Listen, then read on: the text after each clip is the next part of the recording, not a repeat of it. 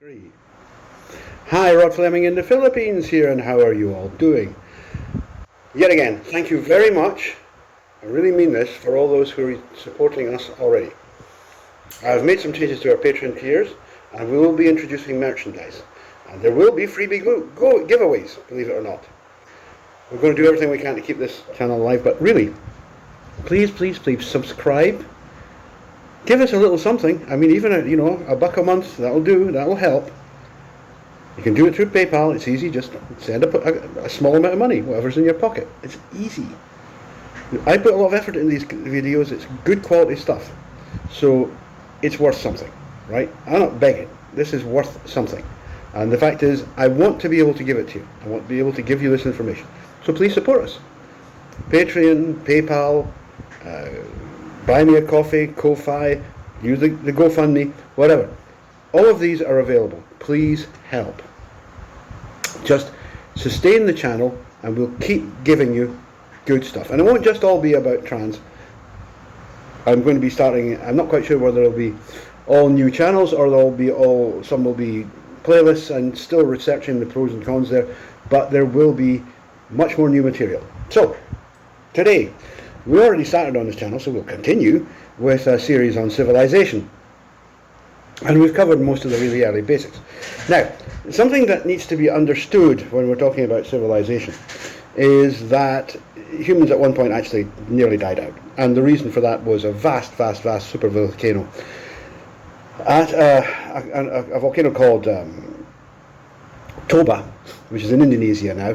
And it's now a huge caldera, and it's still puffing away, making there's a smaller version. Son of Koba is still puffing away. It was by far the biggest eruption that has happened in human times on Earth. It was vast. Hi, please help support this channel by contributing to one of the addresses above. Thank you. The Earth went through a volcanic winter lasting years. There are metre-thick ash deposits across India where the prevailing winds carried it. This almost killed off, and did kill off some, but almost killed off a whole range of species. Cheetahs, for example, got down to possibly as little as 1 or 2 breeding pairs. Evidence is divided, but most geneticists reckon that we got down to about 2,000 humans. Right, 1,000 breeding pairs, or maybe less, depends who you believe. That was definitely threatening, it was species threatening. And to get through that, we had to develop new ways of living, which made it possible for us to survive. Now, we don't know at the moment whether the division that I'm going to discuss, which gave us the basis of gender, happened then or it happened before. We're not sure. It probably was evolving for a long time. But the simple fact is that the evolutionary pressures introduced by Toba made everything that much more focused. So, a small number of people survived Toba, and sometime later, there were still, 20,000 years later, there were still a very small number of humans on the planet.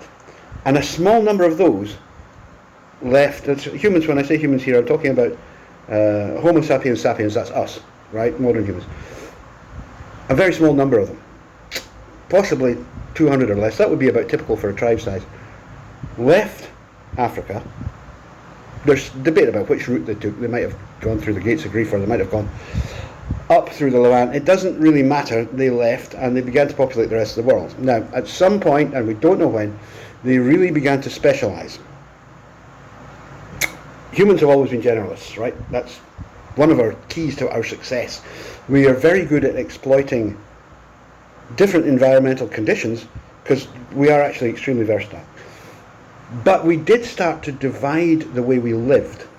And what happened was that women and children formed one group, and they tended to undertake tasks that were basically less dangerous. They would forage, they would hunt for small game, snaring, fishing. They would perhaps, a little bit later on, they would start with what's called hoe culture, where they would plant seeds in a small garden and then harvest them. It's not agriculture, it's horticulture, it's gardening. And they would do this. While the men would go and hunt and try to find larger game that would keep the tribe going for a long time. Now, the anthropologists Kuhn and Steiner, Steve Kuhn and his colleague Steiner, they reckon this must have happened no later than about 36,000 years before present, but that's no later than, and it probably happened a long time before that. It's just that finding evidence like, for example, bone fish hooks and other things that can directly tie certain activities to one particular group of people, one site, is a really hard thing to do, and scientists are always very conservative. But what happened was that we developed a two-group society, and grasping the idea of this two-group society is absolutely crucial.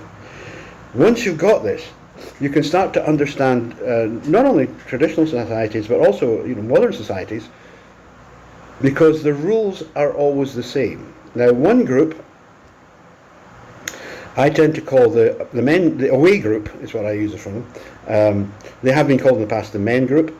The other group is called the home group, and they're called the not men group. And we'll see why it's not men and women in a minute. So the men group, what do? Well, they go away, they tend to bond together, they hunt, they travel around the area occupied by the tribe. Most tribes, by the way, hunter-gatherer tribes, are not nomadic. They may be semi-sedentary, but they move around known places which are good for hunting or for growing, or they've got gardens, that sort of thing. They're not entirely settled, but they're not really nomadic in the sense that they just keep wandering aimlessly. So that would be the men. And the men would be accompanied by adolescent boys who are learning to be men. Remember, these cultures, kids don't go to school. They're taught by the adults around them. It's pretty obvious, really, but that's how it works. So if you want to learn how to fish or how to make arrows, how to stalk game, or any of the other things that you need to know as a man, then you do that by joining the men group. It's quite simple. And within the men group, there would be strong bonds established between the males in the group, the older males and the younger ones. Remember that we're talking about very closely related societies here. People would be no further apart than second cousin. So they were already close. We don't live so much in big families today, but where people do, this is still very much the case.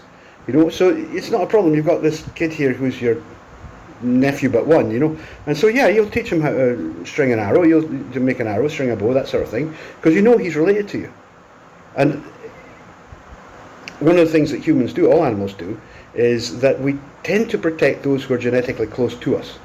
So it's a very closely related group, and they're working in this manner. Of younger males, boys really, from probably about the age of 12 to 13, moving into the adult male group and taking a position inside it. Now, one of the things about the male group is it is both competitive and cooperative. When something needs to be done, men cooperate, right? And we still see this. But what they do is they give the leadership to the person who's best at that job.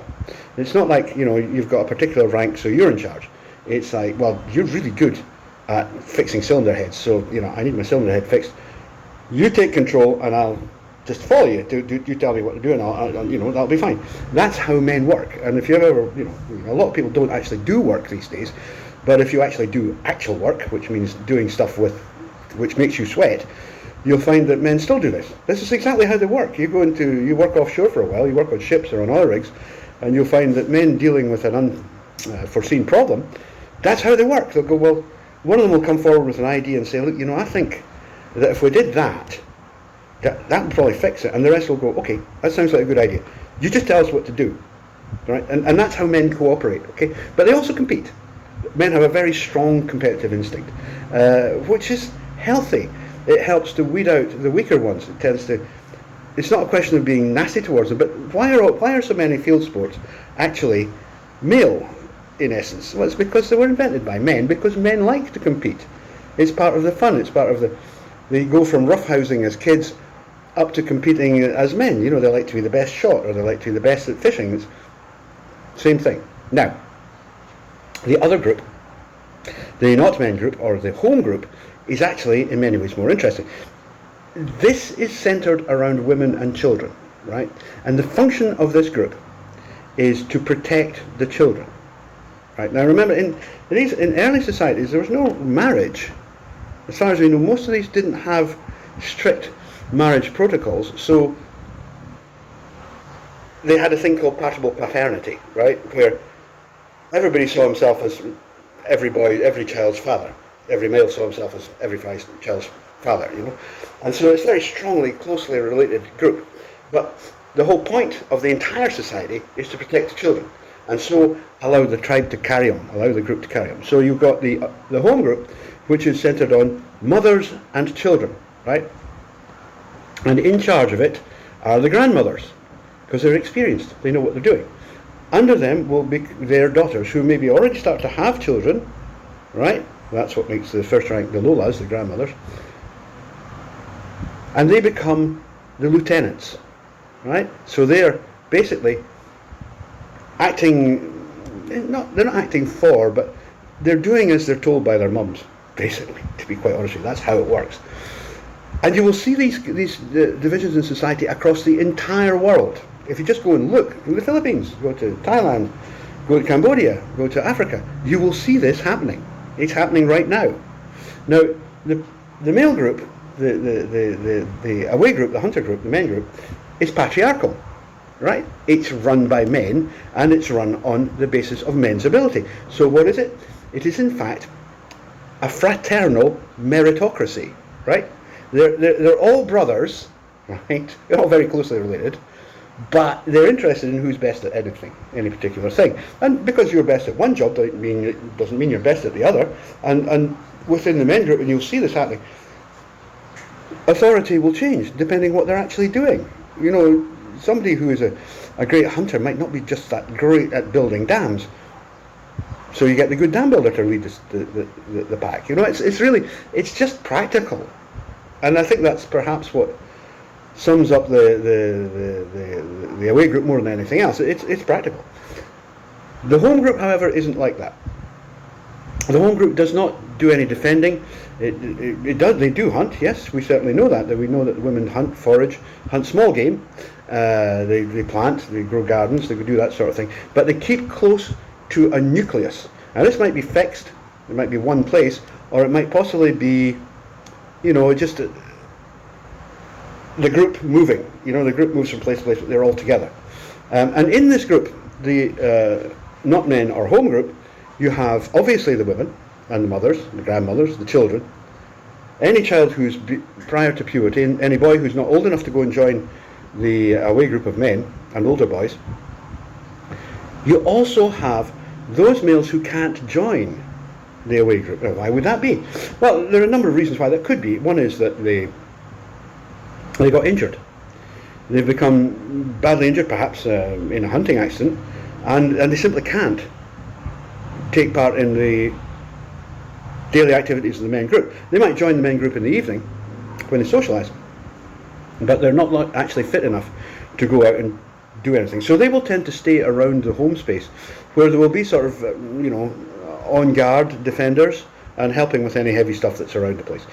The other group, and then you've got the older people, older men. I mean, if you manage to survive what could be a pretty violent life, there will come a point where you basically just aren't strong enough to go on. I mean, me, at my age, 65, would I really want to go out and hunt packs of bison? I don't think so, to be quite honest with you. I think I could let that one pass these days, you know what I mean? Sounds like great fun, but I'll let somebody else do it, they can tell me about it. The other group, who would be part of the home group, is basically homosexual boys, homosexual males who are sexually not fit, or not fitted, rather, to be part of the men, the away group. And remember that sexual behaviour, to point this out, sexual behaviour in the away group is very strictly policed. There are things you are not allowed to do, and having a fondness for other men is definitely not. That's not going to happen. That's not going to work. So they will tend to be quietly excluded and sent back, even if they even joined in the first place. And you'll find that in these societies, generally speaking, these individuals, these males who don't conform to the standards set by the male group, the men group, will be trans. They'll be trans women. And that's what happened. Very good records of this in North America, for example, amongst what were called the Berdache, although that's a rather insulting name, the Two-Spirit people. But you'll see that all over the place here. Why are there so many trans women in Southeast Asia? Well, it's easy. Nobody minds. Nobody sees a difference here between being a trans woman and a gay man. So why would you be a gay man? It's just like, pointless. You're in the women group, you might as well be one of the women. Simple. So this two-group arrangement was formed very early on in our history. We don't know exactly when. We think people started cooking food about 1 million years ago, and it's possible. I tend to think that it's possible that was when, serious changes started in the structural organisation of society, so that it formed into these two groups. What we can be absolutely certain of is that by a relatively long time ago, this system was well established across the world. And as I say, I can show you it in operation here in the Philippines, anywhere in Southeast Asia, across South America, Latin America rather, across Africa. It's all the same. You'll see the same structures. Now, who actually leads a society like this? Is it the top guy, the leader of the men group, or is it the top woman, the boss Lola? And certainly from my experience, from what I've seen, I would say that it tends to be the boss Lola, the eldest grandmother. Great-grandmothers tend to be retired, but there's usually one who's in charge, You can't have too many, because otherwise you've got too many captains. And it's her decision, will we move? Do we move to the hunting grounds? And she will say, well, we've got 6 mothers there with tiny babies, I'm not sure, maybe we could leave it a month. So her decision becomes very, very important. And I think that the home group is definitely a matriarchy. It just is. It's run by women and it's populated by women. It's a matriarchy. There's no way around that one. Where the entire culture is matriarchal, that's a good question, and I can't answer it. What they certainly were was birth-oriented, right? They were focused on children, focused on protecting women having children and protecting the children themselves, right? So that's the key. Remember, women are the ones who have children. And also, by the way, women are the ones who know whose children are whose. Men haven't a clue. Men have no clue. Until the invention of marriage came along, no man had any idea which kids were his. They could all have been his, or none of them could be his. The women always know whose kids are theirs. Always. They give birth to them. Hi, please help support this channel by contributing to one of the addresses above. Thank you. The home group, there's significant cooperation, but there's also significant, how could I put this? It's political manoeuvring, right? Significant political manoeuvring. And that's often between sisters who are roughly the same rank in the hierarchy, because the hierarchy is actually formed in terms of motherhood, right? The more kids you've got, the more senior you are at. So if you've got 3 sisters and they've all got 3 kids, then you might find that there would be some chaffing, if you like, between them. And usually this will be sorted out by the Lola. She'll come along and put her foot down and say, no, come on, that's it. Enough of this nonsense, enough manoeuvring. And so women will tend to try to get the ear of the Lola first, and say, right, basically most grandmas are pretty good at figuring out what's going on. They're not daft. They've been around a long time, and they know their own kids extremely well. But that's the two groups. You've got the away group, the men group, who are basically hunters and defenders, right, and explorers. They're the ones looking around to find the new things, and the home group, who are focused entirely on the well-being of the children, right, and that group is led by the grandmothers. The away group is led not by the grandfathers, but by the most competent man. Okay, so that's another one in the civilization.